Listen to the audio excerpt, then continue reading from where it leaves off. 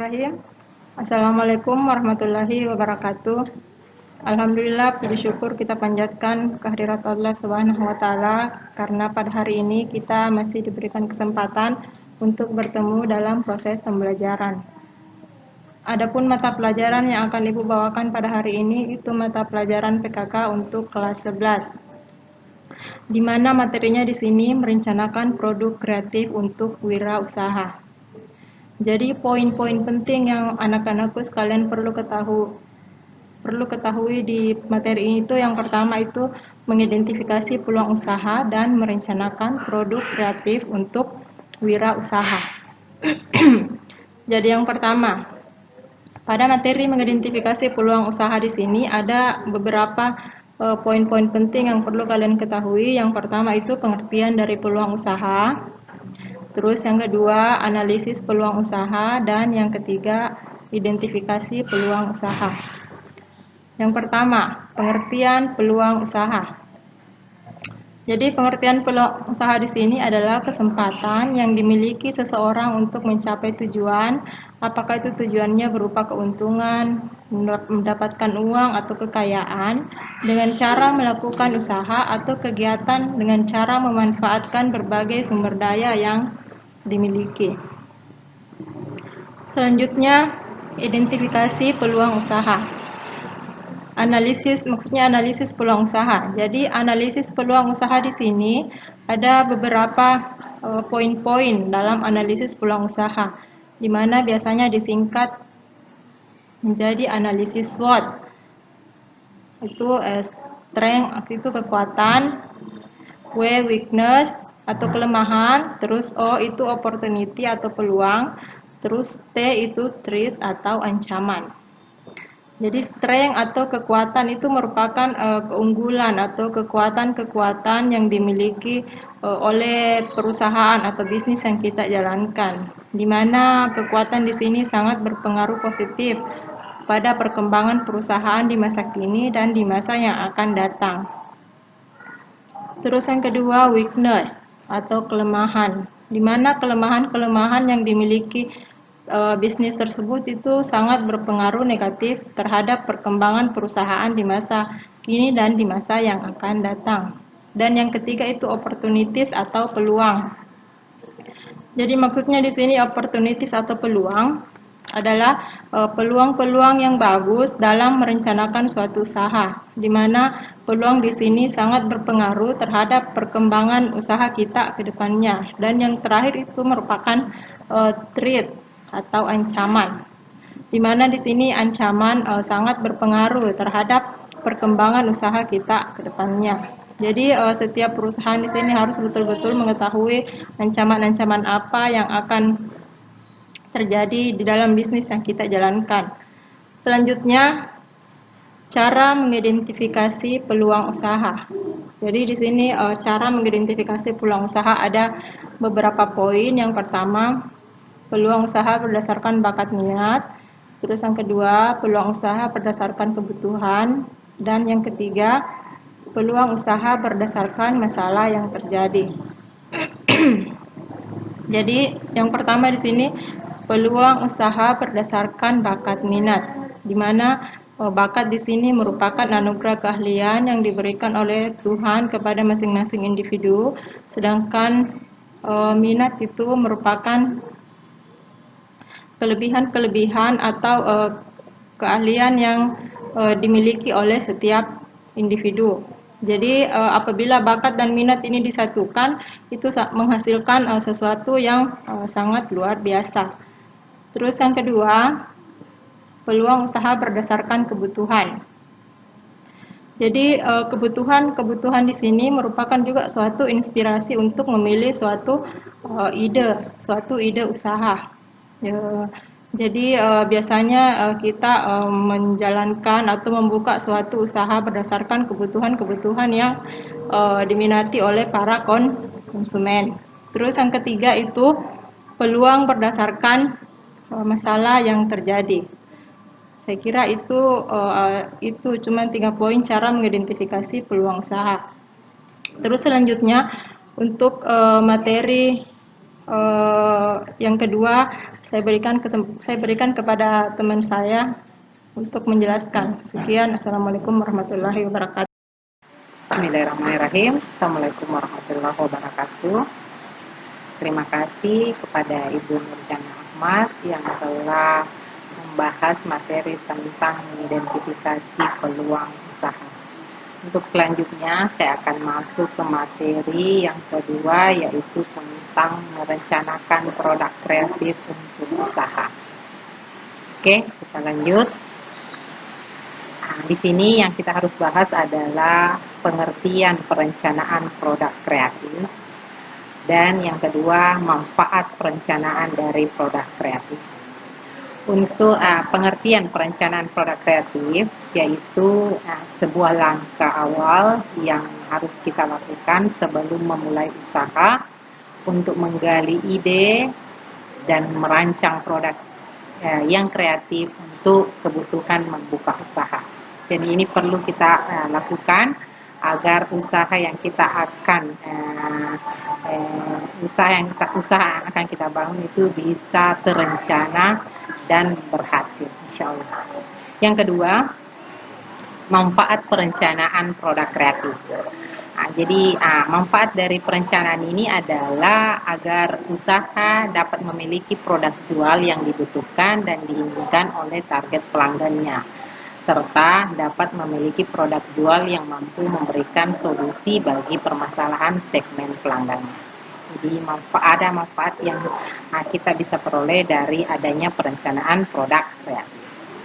Oke, selanjutnya dalam perencanaan awal sebelum membuka usaha ada beberapa yang harus kita perhatikan. Jadi 12 poin di sini harus ada dalam perencanaan awal sebelum membuka suatu usaha. Yang pertama yaitu tentang latar belakang usaha. Jadi latar belakang usaha ini perlu untuk diketahui agar siapa yang ingin membuka usaha di bidang tersebut, apakah karena melihat dari kebutuhan sekitar atau karena dari passionnya atau karena alasan lain. Jadi kita harus tahu apa latar belakang sehingga usaha ini dibuka. Kemudian yang kedua adalah ide kreatif dan inovasi usaha. Jadi ide kreatif ini dilakukan sebagai langkah untuk menggali ide kita, inovasi kita dari produk yang akan kita buat. Tujuannya agar produk tidak hanya standar tetapi memiliki keunggulan dari usaha yang kita buat nantinya. Kemudian masuk ke deskripsi produk. Jadi kita harus menunjukkan bagaimana deskripsi produk kita. Produk ini harus digambarkan secara detail, baik dalam kata-katanya maupun dalam visualnya. Tujuannya agar perencanaan produk kreatif lebih spesifik dalam baik komposisi, baik dalam tampilan maupun dalam ukurannya. Kemudian selanjutnya target segmentasi pelanggan. Bagaimana maksudnya target segmentasi pelanggan? Jadi siswa merencanakan pelanggan yang akan dituju. Jadi di mana kita nanti akan jual produk kita, harus ditahu segmentasi pelanggannya. Jangan sampai nanti pada saat kita memproduksi barang, kemudian barang yang sudah kita produksi hanya tertinggal saja, tidak ada pelanggan yang bisa dituju. Jadi target segmentasi pelanggan harus kita tahu dulu agar produk bisa disukai dan sesuai dengan kebutuhan dari pelanggan tersebut. Kemudian cara penjualan. Untuk cara penjualan perlu direncanakan sejak awal, karena apakah kita akan menjual produk kita di toko ataukah kita mau jual secara online seperti yang sekarang banyak dilakukan oleh para pengusaha-pengusaha. Jadi bisa dijual secara offline, bisa juga secara online. Jadi bisa kita promosikan di toko-toko, bisa juga kita promosikan secara online. Yang selanjutnya adalah lokasi usaha. Jadi lokasi usaha di sini penting untuk direncanakan, baik lokasi produksinya maupun lokasi penjualannya. Jadi untuk lokasi produksi bisa kita lakukan di rumah, bisa kita lakukan di tempat penjualan. Kemudian untuk lokasi penjualan bisa juga di rumah, bisa pula di tempat-tempat yang sudah ditentukan seperti di pinggir jalan. Kemudian layout lokasi. Jadi layout lokasi ini sebaiknya menentukan lokasi, dibuatkannya layout agar dapat lebih terperinci dalam merencanakan tata letak sesuai dengan kebutuhan produksi serta operasionalnya. Kemudian alat dan fasilitas. Alat dan fasilitas di sini sebaiknya direncanakan berdasarkan layout dan cara penjualan dengan jumlah dan jenis yang sudah diperhitungkan agar efisien dan penggunaan modal lebih efektif.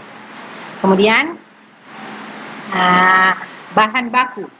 Jadi bahan baku perlu untuk direncanakan apa saja bahan yang kita pakai dan apa saja alat yang kita bisa pakai pada saat produksi produk tersebut.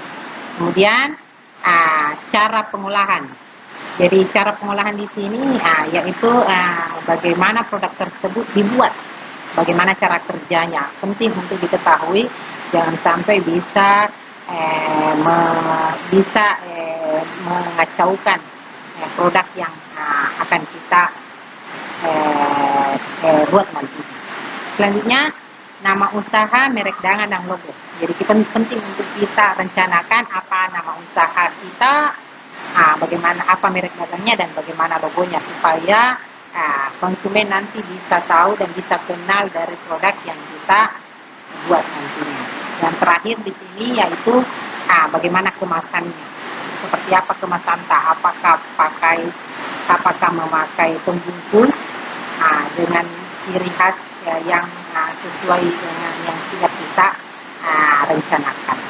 Jadi 12 perencanaan ini harus kita pikirkan sebelum memulai atau membuka usaha. Selanjutnya kita langsung masuk ke contoh perencanaan usaha. Jadi kita langsung praktek bagaimana perencanaan usaha itu sendiri. Jadi di sini saya membuat contoh dalam subsektor kuliner. Saya membuat bidang usaha dalam dunia kuliner.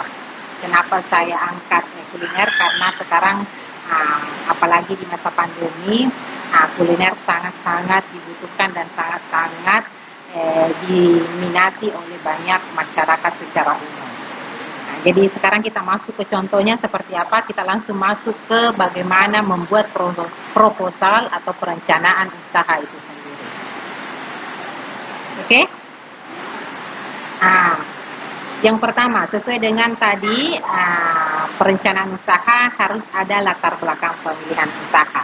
Di sini sesuai dengan apa yang saya ingin lakukan, seperti dengan wirausaha di luar. Di sini saya memilih produk kuliner. Kenapa? Karena pada saat ini ada banyak macam kuliner yang bisa kita nikmati untuk memuaskan lidah kita. Maka saya tergerak membuat inovasi baru di dunia kuliner. Di mana secara pribadi kami membangun usaha ini dikarenakan kesukaan kami mengkonsumsi olahan kentang. Jadi karena di Sinjai itu ada banyak kentang, utamanya yang berasal dari Sinjai Barat. Kentang itu mudah ditemukan.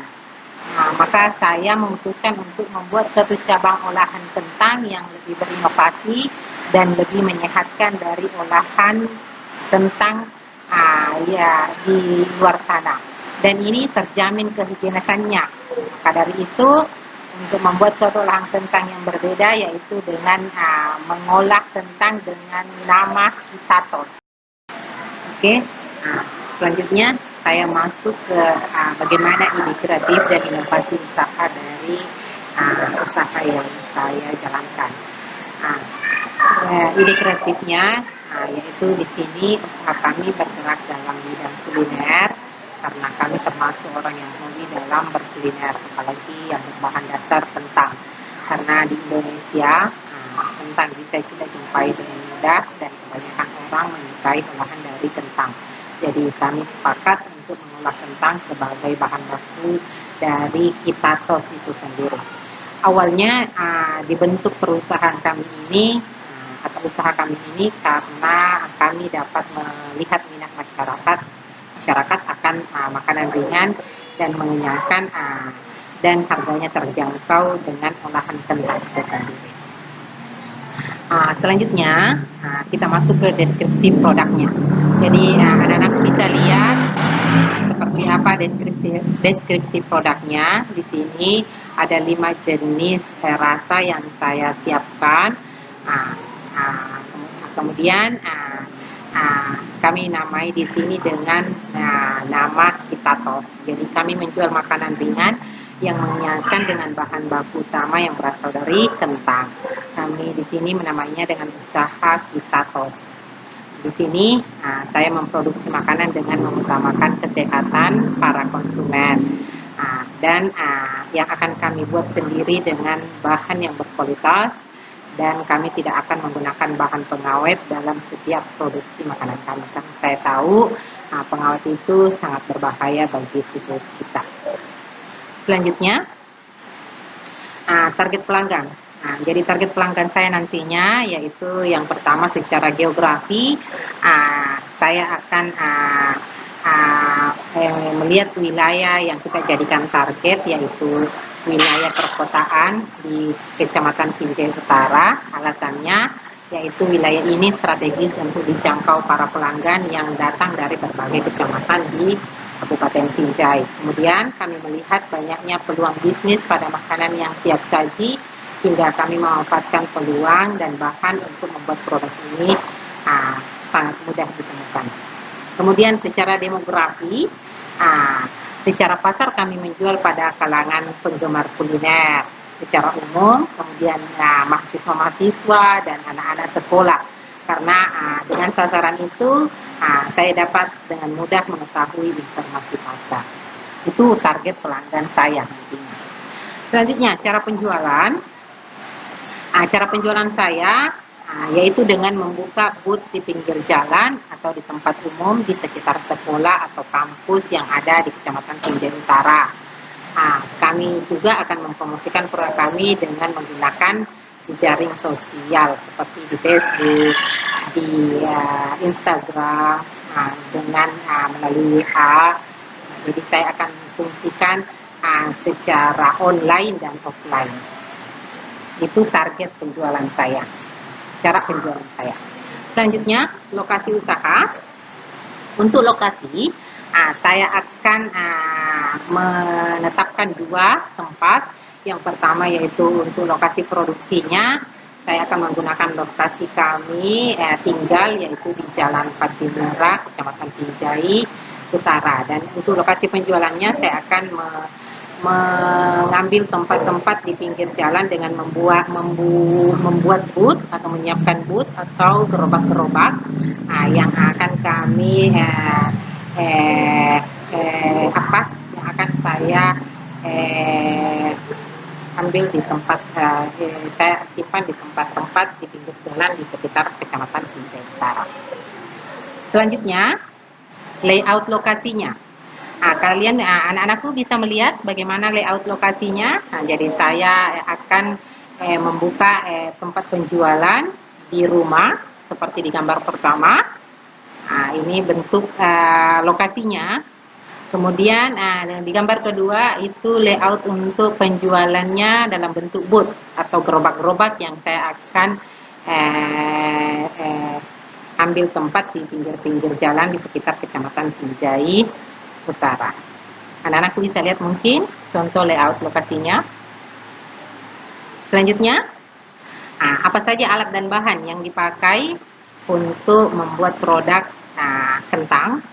Yang pertama alatnya yaitu yang pertama wajan atau teflon yang akan kita pakai untuk menggoreng, pisau untuk memotong, piring, kemudian sendok dan cutting board atau alat pemotong.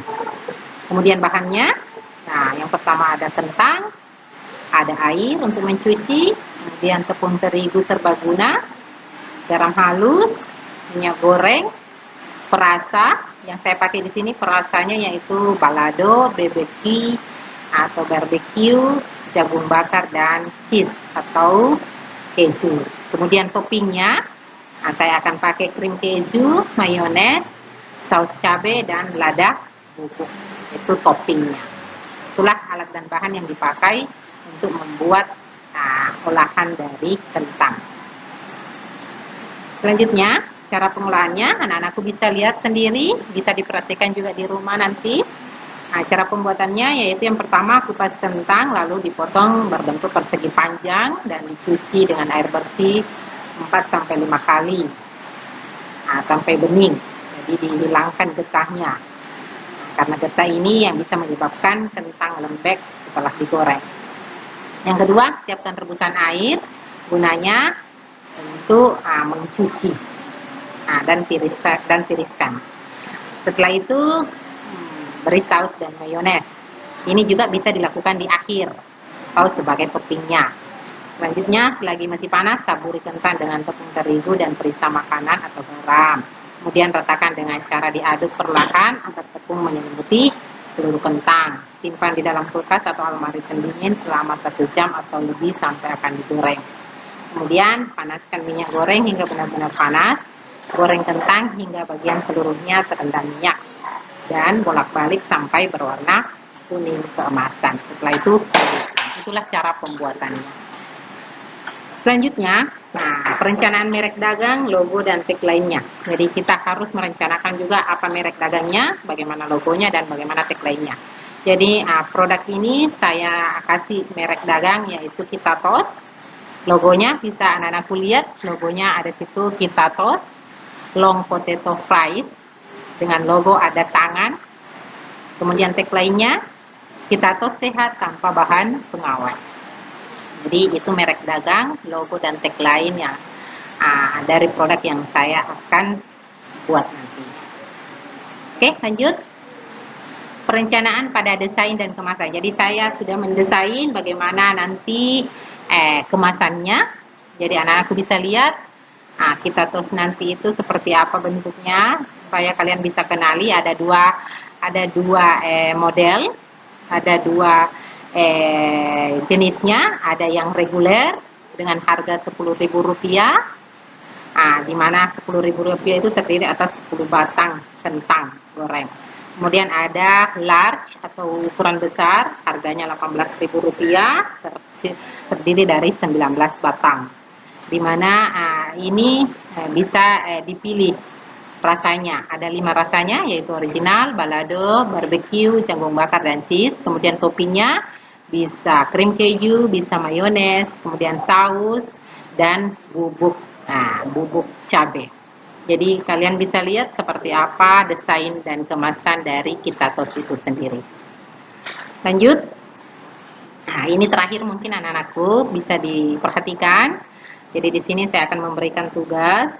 Tugasnya yaitu membuat sebuah perencanaan produk usaha dengan mengikuti 12 pola perencanaan usaha seperti yang ada dalam contoh.